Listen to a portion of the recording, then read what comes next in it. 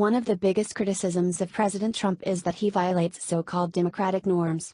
Leading Democrats, think tank officials, and newspaper columnists have continuously wrung their hands over how everything from Trump's tweets to his legitimate criticisms of the mainstream media somehow threatens American governing institutions. Trump has assailed essential institutions and traditions, claims a left-wing outfit in a report issued this year. Yet these same groups are conspicuously silent on Democrats' blatant and unapologetic attempts to subvert U.S. founding institutions in their lust for power that they cannot achieve through the existing governing framework. In recent weeks, Democrats have called for abolishing the country's constitutional voting system, allowing children to vote, and packing the Supreme Court. Still smarting from Hillary Clinton's election loss, where she received more total votes than Trump, leading Democrats are calling to convert the nation's constitutional voting system into a popular vote.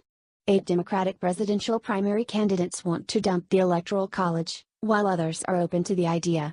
"My view is that every vote matters," said Democratic presidential primary candidate Elizabeth Warren last month.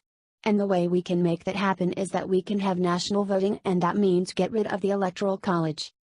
Senator Warren is well aware that the current system created by our framers already features a national or popular vote. Every vote is counted, but the Electoral College ensures that every state is also counted, balancing popular democracy with geographic democracy, so the wishes of people throughout the country are listened to, not just those in the big cities. Under a popular vote system, a Democrat could win by never campaigning outside the Los Angeles, San Francisco, New York, Boston, Washington, and Chicago metro areas. If you thought the heartland was overlooked by politicians now, just wait until the votes there don't matter under a popular vote system. Recognizing the support they have from young people who have never filed a tax return or provided for their families, Democrats are also pushing to lower the voting age to 16. "I myself have always been for lowering the voting age to 16, says House Majority Speaker Nancy Pelosi. "I think it's really important to capture kids when they're in high school." Last month, a majority of House Democrats voted to lower the federal voting age to this threshold. Aside from 18 being the voting age set in the Constitution, this is the widely recognized age of adulthood, with the rights and responsibilities that it carries. Why stop at 16?